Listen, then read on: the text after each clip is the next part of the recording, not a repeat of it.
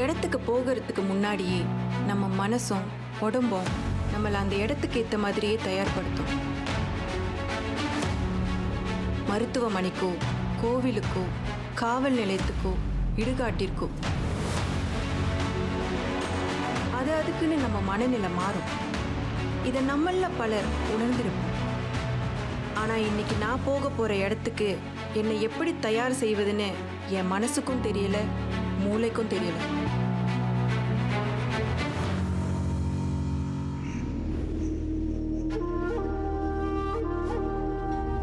எண்ணங்கள் தேங்கி நிற்கும் போது கண்கள் புதுமையை தேடும். பார்வைக்கு பாதை புலப்படும் போது பயணங்கள் உருவாகும். அப்படி உருவாகும் பயணம் நமக்கு தீரா சிநேகத்தை தரும்.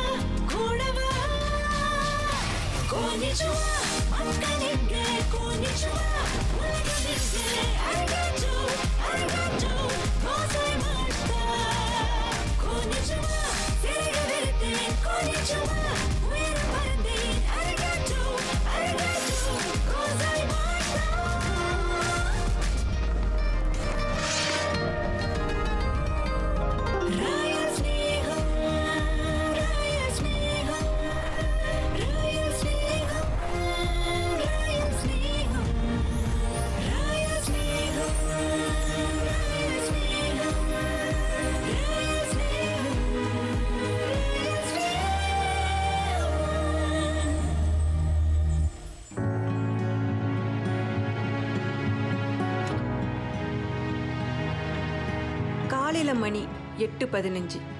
பள்ளி மாணவர்கள் நிறைய பேர் வரிசையில் நின்றுட்டு இருந்தாங்க. இந்த இடத்துக்கு ஒரு வருஷத்துக்கு சுமார் 2 லட்சம் ஜப்பான் பள்ளி மாணவர்கள் வருவாங்களாம். இது இவங்க ஒவ்வொருவரும் கட்டாயம் தெரிஞ்சுக்க வேண்டிய ஒன்று. நான் வந்திருக்கிறது ஹிரோஷிமா பீஸ் மெமோரியல் மியூசியம். ஒரு நகரமே எப்படி ஒரு நொடியில உருகுலைஞ்சு போச்சுங்கிறத தெரிஞ்சுக்க வந்திருக்கேன். இது வரைக்கும் புத்தகத்திலையும் ஊடகத்திலையுமே படிச்சு தெரிஞ்சுக்கிட்ட இந்த இடத்த நேர்ல பார்க்க வந்திருக்கேன். ஒரு வார் பத்தி சொல்ற இடத்துக்கு வார் மியூசியம்னு சொல்லலாம், இல்லை அது எந்த வாரோ அதை பத்தி சொல்லலாம். ஆனா வார் நடந்த ஒரு இடத்த பத்தி சொல்றதுக்கு இவங்க பீஸ் மியூசியம் அப்படின்னு பேர் வச்சிருக்காங்க. சொல்றதுக்கே மனசு ஒரு மாதிரியா இருக்குல்ல.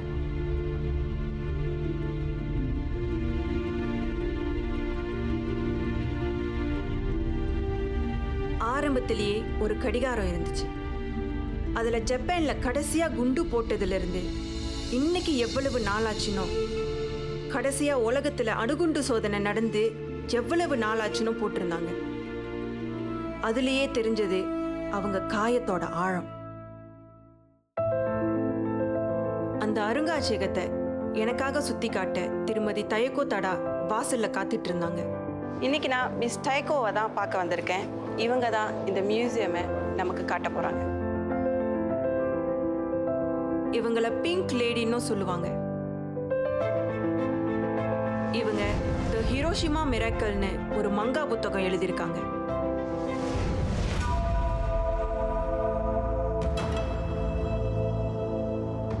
அந்த அருங்காட்சியகத்தோட ஆரம்பத்திலேயே பழங்கால ஹிரோஷிமா நகரத்தையும் அதுல மக்கள் வாழ்க்கையையும் காட்டியிருந்தாங்க.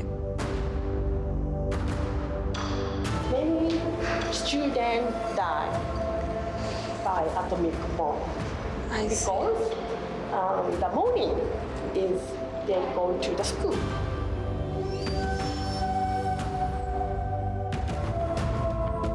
ஆயிரத்து 1945 ஆகஸ்ட் 6ஆம் தேதி காலையில் 8:14 மணி வரைக்கும் ஹிரோஷிமா நகரம் அப்படிதான் இருந்திருக்கு. மாணவர்கள் எல்லாரும் வந்து பள்ளிகள் இயங்க தொடங்கிருச்சு. அலுவலகத்திற்கு செல்பவர்கள் பரபரப்பா போயிட்டு இருந்தாங்க. அப்போதான் நகரத்தோட மையத்துல மொட்டோயாசு நதியோரம் இருக்கும் இந்த இடத்துக்கு 580 மீட்டர் மேல லிட்டில் பாய் அப்படிங்கிற அணுகுண்டு போடப்பட்டது. அதுதான் மனிதர்கள் மேல போடப்பட்ட முதல் அணுகுண்டு.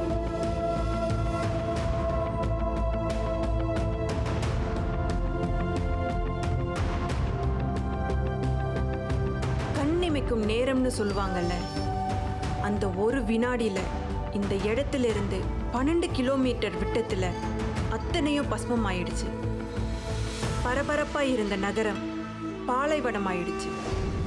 இங்க தொழில்நுட்பத்தின் உதவியோட அந்த நிகழ்வை காட்டியிருந்தாங்க.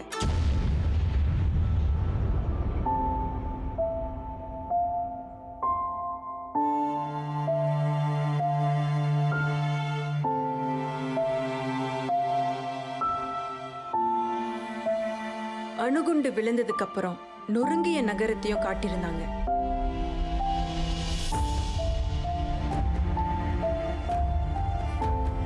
திருமதி தைகோ தடாவோட அம்மாவுக்கு அப்போ 6 வயசு. அன்னைக்குன்னு பாட்டி வீட்டுக்கு போயிருந்தாங்க. ஆனா இதன் அதிர்வு 60 கிலோமீட்டர் தள்ளி இருந்த போதும் அவங்களால உணர முடிஞ்சிருக்கு. தைகோ தடாவோட தாத்தா பாட்டின்னு குடும்பத்துல 15 பேர் இறந்து போயிட்டாங்க.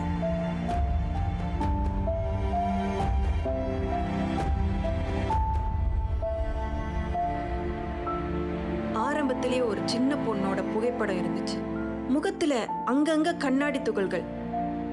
வலியோட அந்த பொண்ணு ஏன்னு கேக்குற மாதிரி இருந்துச்சு.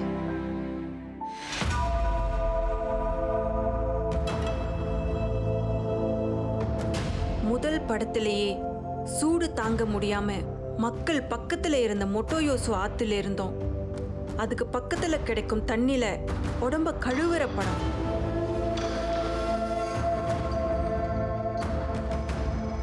நம்மளால 40 டிகிரி சூடையே தாங்க முடியல.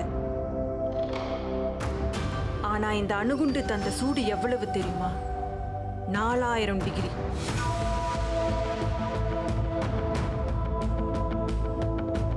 உருகிய இரும்புகள், நொறுங்கிய கட்டிடங்கள், கருகிய துணிகள்னு எல்லாத்தையும் காட்சிப்படுத்தியிருந்தாங்க.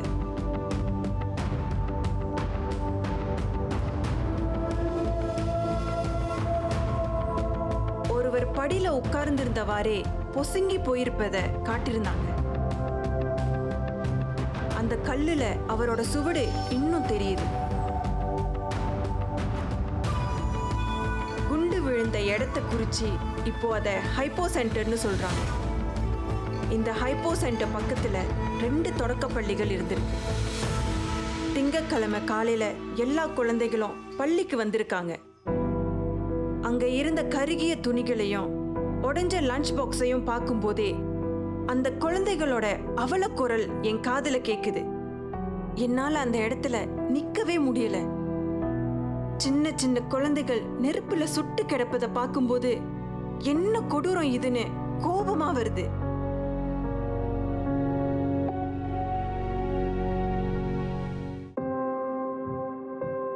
வலியும் வேதனைகளும் எல்லாருக்கும் ஒண்ணுதான். குண்டு வெடிச்சது என்னமோ ஒரு முறை தான்.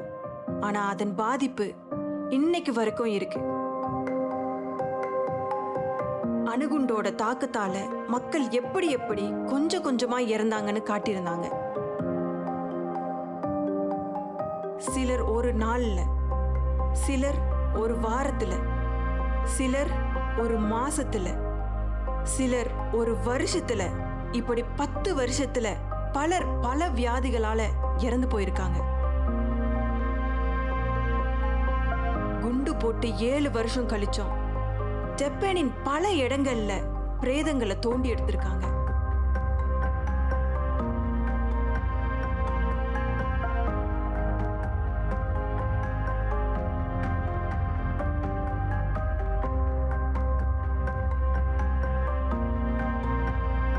உங்களுக்கு ஒண்ணு தெரியுமா? ஹிரோஷிமால ஒரு தலைமுறையே இல்ல. அந்த நேரத்துல கர்ப்பமா இருந்த எல்லாருக்கும் குழந்தை ஒண்ணு இறந்து பிறந்திருக்கு, இல்ல பல வினோத வியாதிகளோட பிறந்து பின்னாடி இறந்து போயிருக்கு. அப்படி தன் முதல் குழந்தைய பறிகொடுத்தவங்க தான் திருமதி தைகோ தடாவோட அம்மா. அந்த அறையை விட்டு வெளியே வந்த எல்லாருக்கும் ஒரு வித குற்ற உணர்வை அந்த இடம் தருது. நிறைய பேர் சொல்ல முடியாம கனத்த இதயத்தோட அங்க உட்கார்ந்திருந்தாங்க.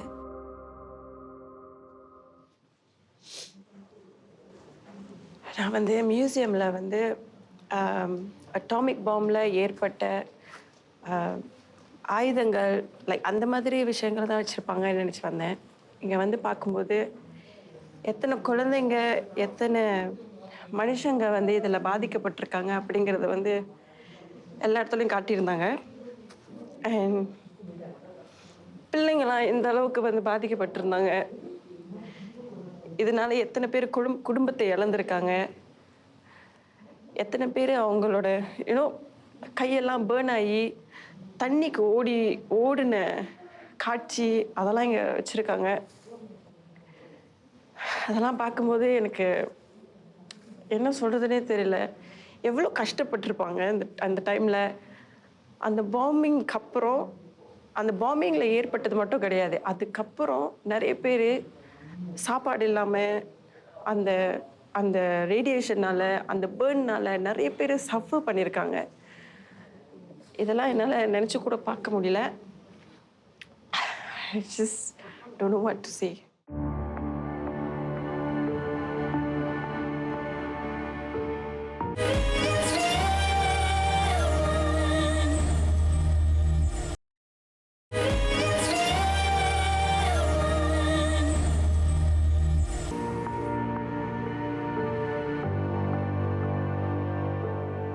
இந்த அருங்காட்சியகத்துக்கு பக்கத்திலேயே இறந்தவங்களோட சமாதி இருக்கு.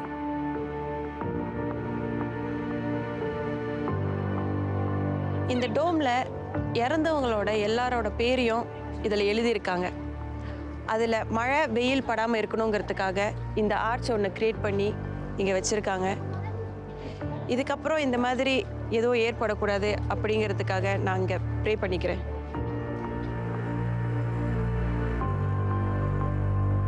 சுமார் 2,20,000 மக்களோட பேர் அந்த கல்லறையில பொறிக்கப்பட்டிருக்கு. அமைதி பூங்காவா இருக்கும் இந்த பகுதி அந்த காலத்துல அரசியல் மற்றும் நகரின் வணிக மையமா இருந்திருக்கு. அதனாலதான் இந்த இடத்தை இலக்கா தேர்ந்தெடுத்திருக்காங்களாம். ஒவ்வொரு ஆண்டும் ஆகஸ்ட் 6ஆம் தேதி இந்த இடத்துல அமைதி நினைவு விழா நடக்குமா. பேரன் பேத்திக்கு பாட்டி கதை சொல்ற மாதிரி நிறைய மாணவர்களுக்கு பெரியவர்கள் நடந்ததை எடுத்து சொல்லிக்கிட்டு இருந்தாங்க. இனி எந்த ஒரு காலத்திலையும் ஜப்பானியர்களால மற்றவர்களுக்கு எந்த சேதமும் வரக்கூடாதுங்கிறதுல அந்த பெரியவர்கள் உறுதியா இருந்தாங்க.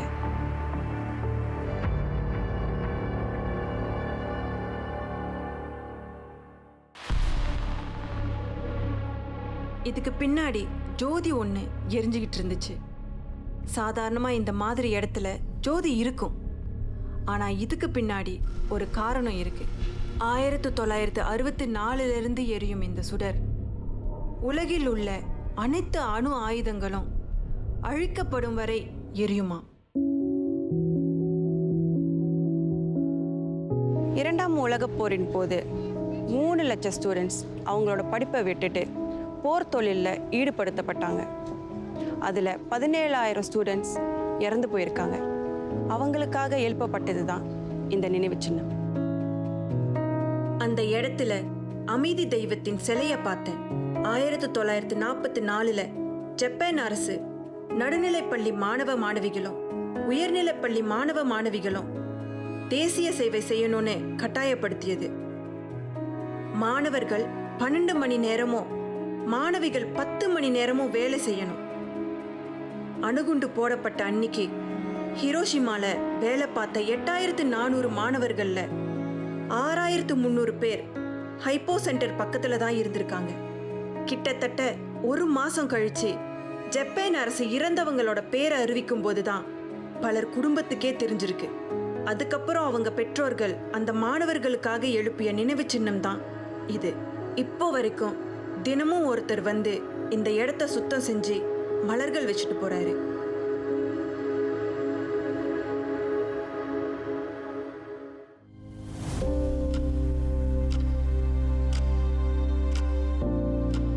அந்த கல்லறைக்கு பக்கத்திலேயே மொட்டோயாசு ஆறும் ஜென்பாக்கு டோமும் இருந்துச்சு. ஒரு நிமிஷம் குண்டு விழுந்த அந்த தருணம் என் கண் முன்னால வந்து போச்சு.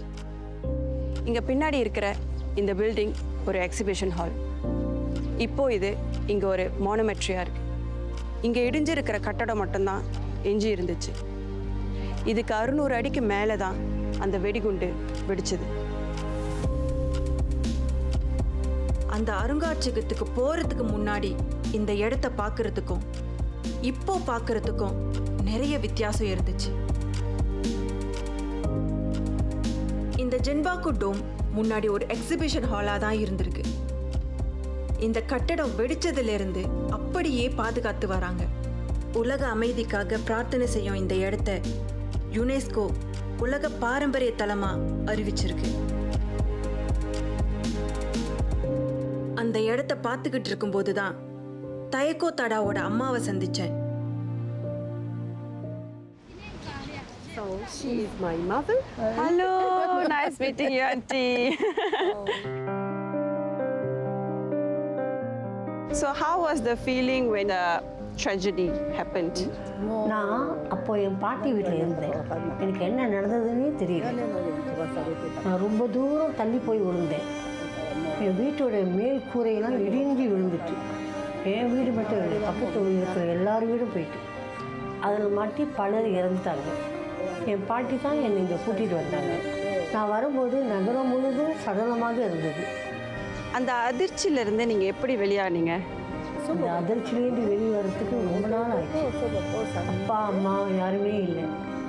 நான் என் பாட்டி என் தம்பி மட்டும் தான் இருந்தோம். Did you go to school after the incident? ரொம்ப நாள் வீட்டில் தான் இருந்தேன். கிட்டத்தட்ட 1 வருஷம் கழிச்சு தான் பள்ளிலாம் திறந்துச்சு. உங்களுக்கு என்னென்ன பாதிப்பெல்லாம் ஏற்பட்டுச்சு இதில்? கடுமையான தலைவலி இருந்துச்சு. அப்பப்போ ரொம்ப வலிக்கும். வீடு இடிஞ்சு விழுந்ததில் கண்ணாடியெல்லாம் மூஞ்சில் குத்திடுச்சு. வாய் கண்ணோ எல்லாம் புண்ணாகிடுச்சு. அது சரியாகவே ரொம்ப நாள் ஆச்சு. And what happened to your son? எனக்கு 25 வயது ஆகும்போது தான் நான் கர்ப்பமானேன். கிட்டத்தட்ட 19 வருஷம் கழித்து எனக்கு குழந்தை பிறந்துச்சு. அந்த குண்டு வெடிப்போட தாக்கம் என் குழந்தை இறந்தே பிறந்துச்சு. அதுக்கப்புறம் இவன் எனக்கு 2ஆவதாக பிறந்தான். அது எப்படி இருந்துச்சு உங்களுக்கு, உங்களோட முதல் பிள்ளையை நீங்கள் இழந்தீங்கிறது? ரொம்ப மனம் உடைஞ்சிட்டு என்ன பண்ணுறதுனே தெரியல.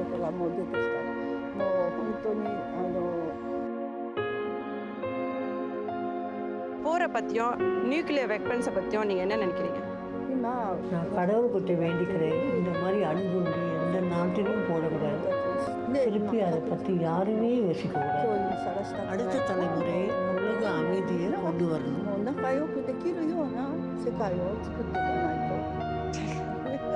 அவங்க கிட்ட பேசும்போது அவங்க மன தைரியத்தை உணர முடிஞ்சது. You are an inspiration to us, to many of us, you know. So you are a superwoman, you are a strong person. எந்த சோகம் வந்த போதும் தளராம நின்னுருக்காங்க. ஜாப்பனீஸ் பெண்கள் நிஜமாவே ரொம்ப ஸ்ட்ராங் ஆனவங்கன்னு புரிஞ்சுக்கிட்டு.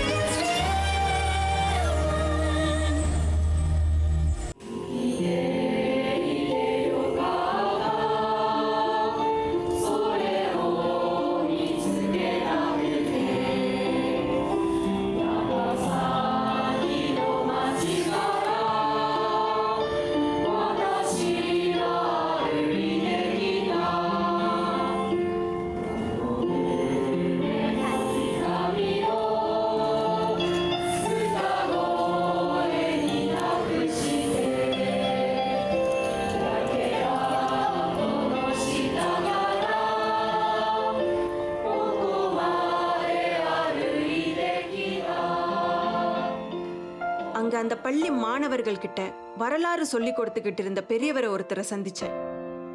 அவர் ஒரு முன்னாள் பத்திரிகையாளர். சத்தோஷி சாங், எங்களை பார்க்க வந்ததுக்கு ரொம்ப நன்றி. இந்த இடம் என்னது எங்களுக்கு கொஞ்சம் சொல்ல முடியுமா? இது ஜப்பான்ல கெம்பாக்கு கியோட்டோன்னு சொல்லுவாங்க. இது ஒரு சமாதி. அணுகுண்டு தாக்கத்துல சுமார் 1,40,000 பேர் இறந்ததா மதிப்பிடப்பட்டது. இறந்தவங்கள்ல பாதி பேர் யாருன்னே தெரியாது. ஏன்னா வெறும் எலும்பு கூடுகளா மட்டும்தான் கிடைச்சது. பல்வேறு இடங்கள்ல இருந்து கிட்டத்தட்ட 70,000க்கும் மேற்பட்ட எலும்பு கூடுகளை எடுத்துட்டு வந்து இங்க புதைச்சாங்க. என்னோட சொந்த அத்தை கூட யாருன்னு தெரியாம இங்க புதைக்கப்பட்டாங்க. இங்க நிறைய சிட்டிஸ் இருக்கும்போது ஏன் பர்டிகுலரா ஹிரோஷிமால குண்டு போட்டாங்க? இந்த குண்டு வெடிப்பு போரை நிறுத்தியதுன்னு அமெரிக்கா நம்புறாங்க. ஆனா உண்மை என்னன்னா போர் இதுக்கு முன்னாடியே கிட்டத்தட்ட முடிஞ்சிருச்சு. ஜெர்மனி ஏற்கனவே அவங்களோட தோல்வியை அறிவிச்சிட்டாங்க. அதனால இந்த குண்டு போட்டுதான் போர் முடிஞ்சதுன்னு இல்லை. உண்மை என்னன்னா அமெரிக்கா உலகின் முதல் அணுகுண்டை கண்டுபிடிச்சாங்க. அதை நிஜ வாழ்க்கையில பரிசோதனை செய்ய அவங்க ரொம்ப ஆர்வமா இருந்தாங்க. அதனாலதான் இந்த முழு விஷயத்தையுமே அவங்க ஆவணப்படுத்தினாங்க. ஹிரோஷிமாவை தேர்ந்தெடுக்க காரணம் அமெரிக்கா ஏற்கனவே ஜப்பானோட மற்ற நகரங்களை குண்டு மழையால தகர்த்துட்டாங்க. அதோட ஹிரோஷிமா தான் அளவுலயும் சரி வடிவத்திலையும் சரி அணுகுண்ட தாங்குற சக்தி இருந்தது. அது மட்டும் இல்லாம ஹிரோஷிமால தான் இராணுவமும் வெடிமருந்துகளும் அதிகமா தேக்கி வைக்கப்பட்டிருந்தது. இந்த அட்டாமிக் பாம்போட தாக்கம் எப்படி இருந்துச்சு? ஹைப்போ சென்டர்ல இருந்து 500 மீட்டர் தூரத்துல எல்லாருமே ஒரு நொடியில புகை மாதிரி ஆவியா மறைஞ்சிட்டாங்க. அவ்வளவு தாக்கம். மக்கள் காணாம போயிட்டாங்க. 2 கிலோமீட்டர் தொலைவுல ஆயிரக்கணக்கான மக்கள் இறந்து போனாங்க. கான்கிரீட் கட்டிடங்கள்லாம் அப்படியே இடிஞ்சு விழுந்தது. இரும்புகள்லாம் நொறுங்கி போச்சு. 4 மாசத்துல 1,00,000க்கும் மேற்பட்ட மக்கள் இறந்து போனாங்க. பார்க்கவே ரொம்ப கொடூரமா இருந்தது. அவ்வளவு கொடுமையானது அந்த அணுகுண்டு. அந்த பாம்பு பிளாஸ்டிங் அப்போ நீங்க எங்க இருந்தீங்க? குண்டு வெடிச்சும் போது நான் எமகாச்சி மாகாணத்துல இருந்தேன். நான் ராணுவத்துல தான் பிறந்தேன். என் அப்பா ஒரு ராணுவ வீரர். நாங்க அந்த நேரத்துல ஹைப்போ சென்டர்ல இருந்து கிட்டத்தட்ட ஒரு 500 கிலோமீட்டர் தூரத்துல இருந்தோம். அடுத்த நாள் என் அம்மா என்ன அவங்களோட முதுகுல சுமந்துக்கிட்டு வந்தாங்க. இங்க வந்து பார்க்கும்போது எல்லாம் அப்படியே சேதமடைஞ்சு கிடந்தது. அப்ப என் அம்மா வயித்துல என் தம்பி இருந்தான். கதிர்வீச்சுனால அவனும் பாதிக்கப்பட்டான். நீங்க அடுத்த நாளே வந்துட்டேன்னு சொல்றீங்க. இந்த ரேடியேஷன்னால உங்களுக்கு எந்த பாதிப்பும் ஏற்படலையா? ஆரம்பத்துல நான் எதையுமே உணரல. அதுக்கப்புறம் கொஞ்ச நாள் கழிச்சு முதல்ல ஈசோஃபேகஸ் கேன்சர் வந்துச்சு. அதுக்கப்புறம் எடுத்துட்டாங்க. அதன் பின் த்ரோட் கேன்சர் வந்தது. ரொம்ப கஷ்டப்பட்டேன். எலிமெண்டரி ஸ்கூல் படிச்சுட்டு இருந்தேன் அந்த டைம்ல. அதுக்கப்புறமா மவுத் கேன்சர். தெரியுமா, அப்போ வந்து வாயிலிருந்து பட்டன் மாதிரி வெளியெல்லாம் வந்தது. சிகிச்சை பண்றதுக்கு அதை குணப்படுத்துறதுக்கு ரொம்ப வருஷம். அதுக்கப்புறமா கொஞ்சம் கொஞ்சமா வெளியில வந்தேன். எனக்கு கிட்டத்தட்ட 6 வாட்டி கேன்சர் வந்தது. 6 விதவிதமான கேன்சர்.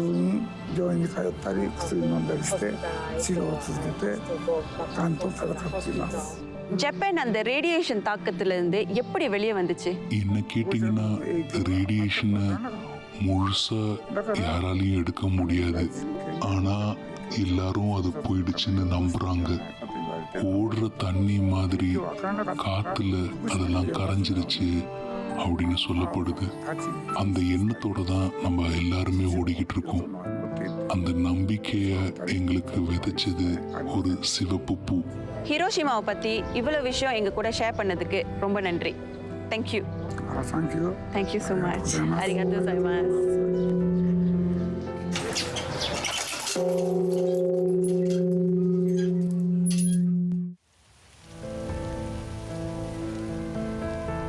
இந்த இடத்துலயே என்னை ரொம்ப பாதிச்சது சடாக்கோ அப்படிங்கிற பொண்ணோட கதை தான். சடாக்கோ அப்படிங்கிற பொண்ணுக்கு ரேடியேஷன்னால கேன்சர் வந்திருக்கு. தான் எப்போ குணமாவேன் அப்படிங்கிற கேட்ட கேள்விக்கு 1000 கிரேன் ஒரிகாமியில் செஞ்சால் சீக்கிரம் குணமடைஞ்சிடலாம் அப்படின்னு யாரோ சொன்னதை நம்பி அவள் ஒரிகாமியை செய்ய ஆரம்பிச்சிருக்கா. ஆனால் 10 வருஷம் கழிச்சு அந்த பொண்ணு இறந்து போயிட்டா. அவளுக்காக அவள் ஸ்கூல் ஃப்ரெண்ட்ஸ் எல்லாம் சேர்ந்து 3200 ஸ்கூல்ஸில் இருந்து நிதி திரட்டி இந்த மோனமெனை கட்டியிருக்காங்க. இன்றைக்கும் ஜப்பானில் இருக்கிற எல்லா ஸ்கூல்ல இருந்து மாணவர்கள் இங்கே வந்து அவளுக்காக ப்ரே பண்ணிட்டு போகிறாங்க.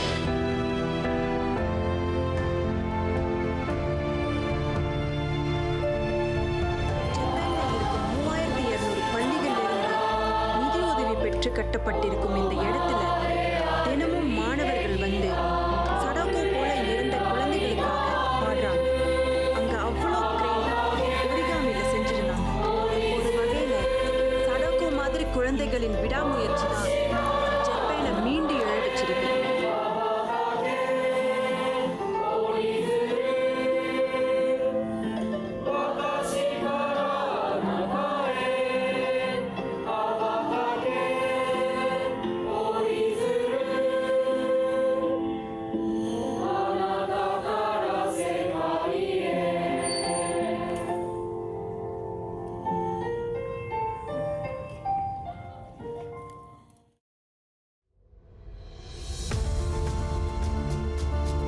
பூமியை செதுக்கினது மனிதன் தான் அப்படிங்கிறது எவ்வளவு உண்மையோ அவ்வளவு உண்மை அவன் தான் அதை செதுக்கிறதும்.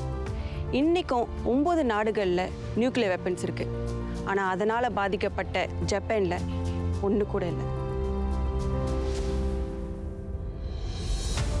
ஒவ்வொன்றுக்கு பின்னாடியும் 1000 காரணங்கள் இருக்கு. நான் இங்கே வந்ததுலேருந்து பார்த்த பேசின எல்லா ஜப்பானியர்களும் ரொம்ப அமைதியா பொறுமையா இருந்தாங்க. பல இடங்கள்ல அவங்க பொறுமையை பார்த்து நானே ஆச்சரியப்பட்டேன். ஆனா அப்படியாக அவங்க இழந்திருக்கிறது ரொம்ப அதிகம். எனக்கு அதுக்கப்புறம் வேற எந்த இடத்துக்கும் போக தோணல. நேரா ஹோட்டலுக்கு போயிட்டேன்.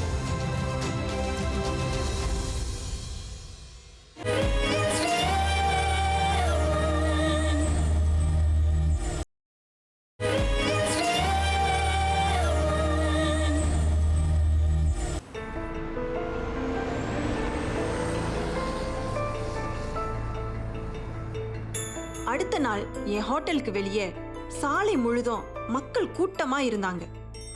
மக்கள் சந்தோஷமா குடும்பம் குடும்பமா சுத்திட்டு இருந்தாங்க. நேத்து இந்த இடம் இப்படி இல்லை. அணுகுண்டு வீசப்பட்டதுக்கு அப்புறம் இந்த பூமியில எதுவுமே வளராது, அப்படியே வளர்ந்தாலும் 15 வருஷமாகும்னு உலகமே நம்பிக்கிட்டு இருந்த போது 8 மாசத்துல சிவப்பு இதழ்களோட ஆலியண்ட பூ பூத்துச்சான். அதை பார்த்ததும் ஹிரோஷிமா நகரமே நம்பிக்கையோட மீண்டு வர ஆரம்பிச்சாங்களாம். கேட்கவே சிலுக்குதுல. சில நேரங்கள்ல நமக்கு மீறின சக்தி இருக்குன்னு நம்பணும்.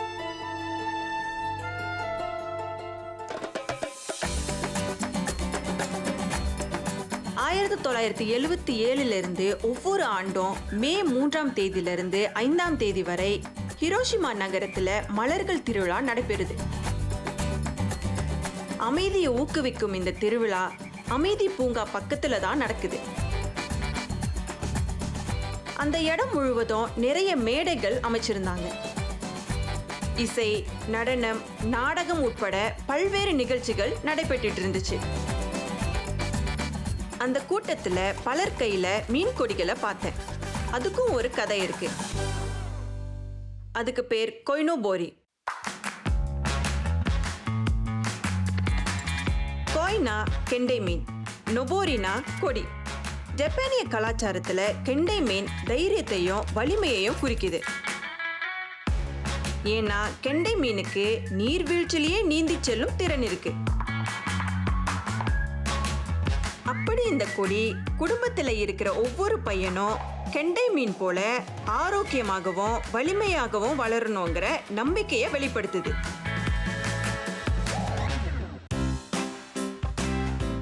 மே 5ஆம் தேதி ஜப்பான்ல குழந்தைகள் தினமாகவும் கொண்டாடப்படுவதால் ரெண்டும் சேர்ந்து திருவிழா களை கட்டுச்சு. வசந்த காலத்துல வரும் இந்த திருவிழாவை மேலும் வண்ணமயமாக்குவது இங்க இருக்கும் மலர்கள் தான். பல்லாயிரக்கணக்கான மலர்கள் பல வண்ணங்கள்ல பூத்து குலுங்கிட்டு இருந்துச்சு. மலர் அணிவகுப்புடன் தொடங்கும் இந்த திருவிழாவில் இசைக்குழுக்கள், நடனக்குழுக்கள் மற்றும் பல்வேறு குடிமக்களின் குழுக்கள் பீஸ் பாலிவுட் வழியா அமைதி நினைவு பூங்காக்கு அணிவகுப்பா போறாங்க. அங்க இருக்கிற கார்னேஷன் மேடை தான் முக்கிய மேடை.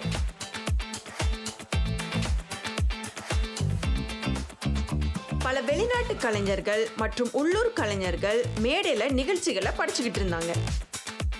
3 நாளைக்கு நடக்கிற இந்த flower festival first day flower பரேட்டோட ஆரம்பிச்சு, செகண்ட் டே டான்ஸ் அண்ட் கான்சர்ட்டோட நடந்து, தேர்ட் டே யோசக்கோய் ஃபெஸ்டிவல் பரேட்டோட முடியுது.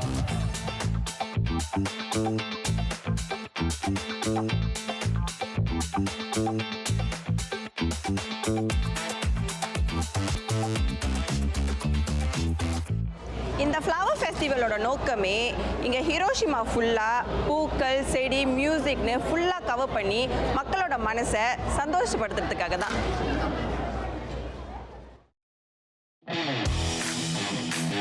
எதையும் கவனமாக செய்யும் ஜப்பானியர்கள் அந்த கவனத்தை சின்ன வயசுலேருந்து கொண்டு வர பல வழிமுறைகளை பின்பற்றுறாங்க. அதில் ஒன்று தான் கெண்டாமா.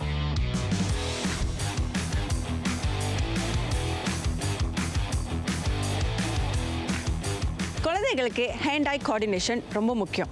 அதுக்காக உருவாக்கப்பட்ட பொருள் தான் இந்த கெண்டாமா. கென் அப்படின்னா ஸ்வாட், டாமா அப்படின்னா பால். இந்த கெண்டாமாவை ஹிரோஷிமாவில் தான் கண்டுபிடிச்சாங்க. இதை பற்றி இன்னும் தெரிஞ்சுக்கிறதுக்காக தான் நான் ஒருத்தர் மீட் பண்ண போகிறேன். வாங்க அவர்கிட்ட போய் கேட்டு தெரிஞ்சுக்கலாம். கெண்டாமா கை கண் ஒருங்கிணைப்பு, சமநிலை மற்றும் ரிஃப்ளெக்ஸ் ஆகியவற்றை பலப்படுத்துது. கென் அப்படின்னா கைப்பிடி மற்றும் டாமா அப்படின்னா பந்து. கெண்டாமாவை பற்றி நல்லா தெரிஞ்ச ஒரு கெண்டாமா ஆசிரியரை சந்தித்தேன். கெண்டாமா ஹிரோஷிமாவில் தான் கண்டுபிடிக்கப்பட்டிருக்கு. இது ADHD மற்றும் அல்சைமர்ஸ் போன்றவற்றுக்கு சிகிச்சையாக இருக்கு. ஜப்பனீஸ் குழந்தைகளுக்கு ஹேண்ட் ஐ கோஆர்டினேஷனை இம்ப்ரூவ் பண்ண இது எப்படி ஹெல்ப் பண்ணுது? 集中力ね、コンセントレート。こうして球に集中、コンセントレート。集中してまっすぐキュッ集中。இப்போ அவர் என்ன சொன்னார்னா, உங்களோட கான்சென்ட்ரேஷன் இந்த பாலில் இருக்கணும். ஸோ இந்த பால் மூவ் பண்ணுறதுக்கு ஏற்ற மாதிரி தான் நீங்கள் இந்த கெண்டாமாவை மூவ் பண்ணி இப்படி பண்ணணும். I will concentrate later. So எந்த வயசில் ஜப்பானியர் குழந்தைகளுக்கு இதை சொல்லிக் கொடுக்க ஆரம்பிக்கிறாங்க? けん玉はだいたい5歳ぐらいからがちょうどいいですね。 ஸோ 5 வயசுலேருந்து குழந்தைங்க இந்த மாதிரி சாதாரணமாக இப்படி பண்ணி ஆரம்பித்து அதுக்கப்புறம் இதை மாஸ்டர் பண்ணுறாங்க.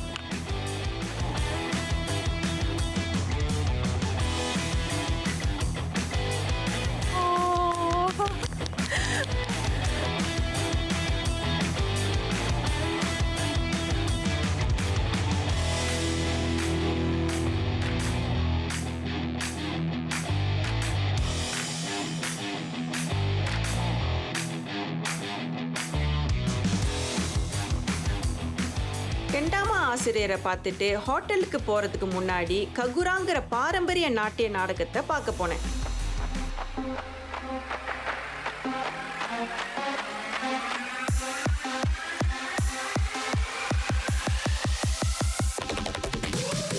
ஜப்பானியர்களோட பாரம்பரிய கலையில் ஒன்று ககுரா. இன்னும் கொஞ்ச நேரத்தில் இந்த பெர்ஃபார்மன்ஸ் ஆரம்பிக்க போது வாங்க உள்ள போகலாம்.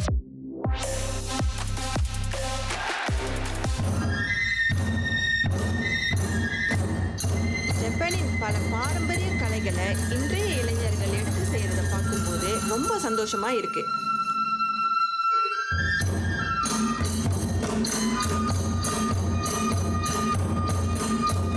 ககுரால மாய், ஒடோரின்னு 2 முக்கிய வகைகள் இருக்கு. மாய் அமைதி மற்றும் நேர்த்தியை வலியுறுத்துது.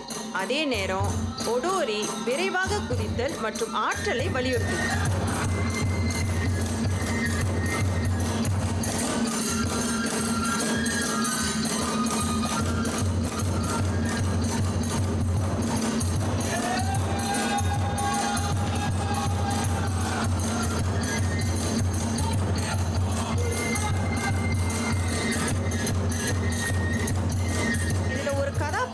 முகமூடி அணிஞ்சிருக்கும். இந்த முகமூடிகள் எல்லாம் 300 கிராம் எடையுள்ளதா இருக்கும். இதை பண்ண 6 மாசம் ஆகுமா.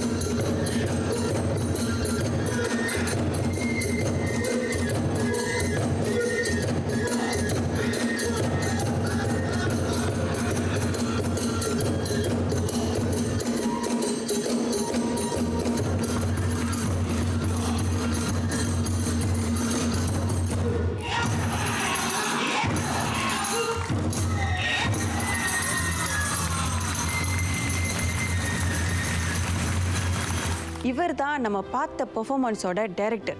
இவருக்கு 19 வயசு தான் ஆகுது. இவர்கிட்டே இந்த ககுராவை பற்றி கேட்கலாம். The dance was amazing. Thank you. I really enjoyed. Okay, so ககுரா எப்படி ஆரம்பிச்சது? ககுரா ஒரு ஷின்டோ வழிபாட்டு முறை. இது ஒரு நல்ல விளைச்சலுக்காக இயற்கைக்கு நன்றி சொல்லும் விதமாக ஆடும் ஒரு ஆட்டம். இது ஆரம்பத்தில் ஷின்டோ பூசாரிகள் தான் ஆடிக்கிட்டு இருந்தாங்க. ஆனால் மெய்ஜி காலத்தில் அதுக்கு தடை விதிக்கப்பட்டது. அதுக்கப்புறம் பொதுமக்கள் இந்த ககுரா ஆட்டத்தை ஆட ஆரம்பிச்சிட்டாங்க. எத்தனை விதமான ககுரா டான்ஸ் இருக்கு? அது எந்த அளவுக்கு இப்போ சேஞ்ச் ஆயிருக்கு? ககுராவை பற்றி ஒவ்வொருத்தரும் ஒவ்வொரு விஷயங்கள் சொல்லுவாங்க. ஆனால் என்னை பொறுத்த வரைக்கும் ககுரா ஷின்மேன் அப்படின்ற ஒரு மாகாணத்திலேருந்து உருவானது. ஷின்மேன் ஜப்பானோட தென்மேற்கு பகுதியில் அமைஞ்சிருக்கு. மலைகளாலும் ஜப்பான் கடலாலும் சூழப்பட்டுள்ள ஒரு அழகான மாகாணம் அது. ஷின்மேனில் நிறைய ஷின்டோ கடவுள்களோட கோயில்கள் இருக்குது. ஒரு வகையில் ஜப்பானோட பிறப்பிடம்னே அதை சொல்லலாம். அந்த ஷின்மேன்லேருந்து தான் இந்த ககுரா வந்தது. அதுக்கப்புறம் இந்த ககுரா பல்வேறு பரிணாமங்களை எட்டியிருக்கு. முன்னாடியை விட இப்போ ரொம்ப வேகமாக ஆடுறோம். இதில் மாறாமல் இருக்கிறது உடைகள் மட்டும்தான். அதை தவிர்த்து வாத்திய கருவிகள் வாசிப்பவர்களுக்கும் உடைகள் இருக்குது. ஹக்காய், அகாமா, இபோஷி அப்படின்னு ஒவ்வொரு விஷயங்கள் இருக்குது.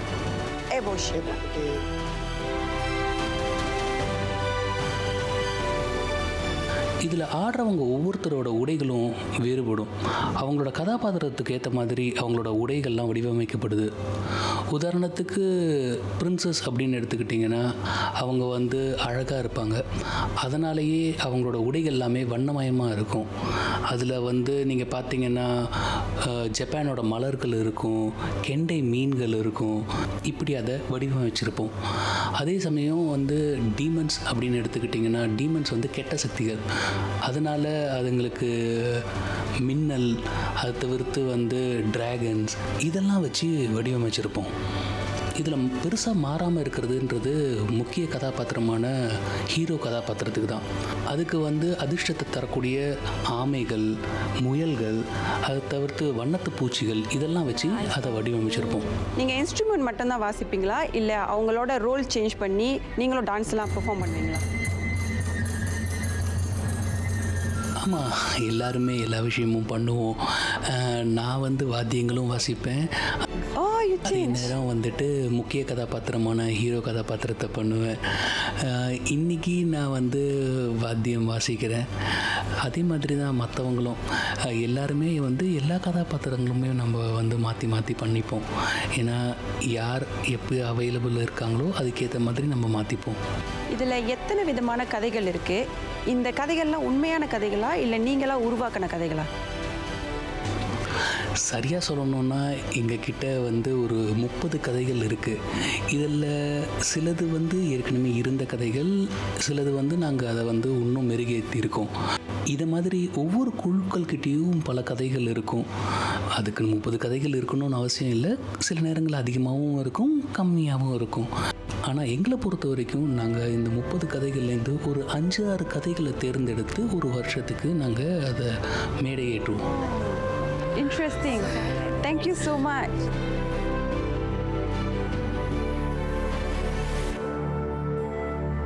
ஹிரோஷிமால இருந்து நான் அடுத்து போக போறது இந்த உலகத்துல அதிக நாட்கள் வலிமையோடு வாழும் மக்களை பார்க்க தான்.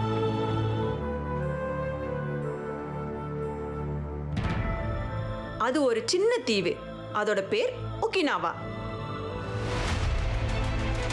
நாகாசாக்கில நிலக்கரி உற்பத்திக்காகவே உருவாக்கப்பட்ட தீவு தான் குன்காஞ்சிமா. நாகாசாக்கி துறைமுகத்திலிருந்து 20 கிலோமீட்டர் தூரத்தில் இருக்கும் இந்த தீவை 20ஆம் நூற்றாண்டோட தொடக்கத்தில் ஒரு தனியார் நிறுவனம் கட்டினாங்க.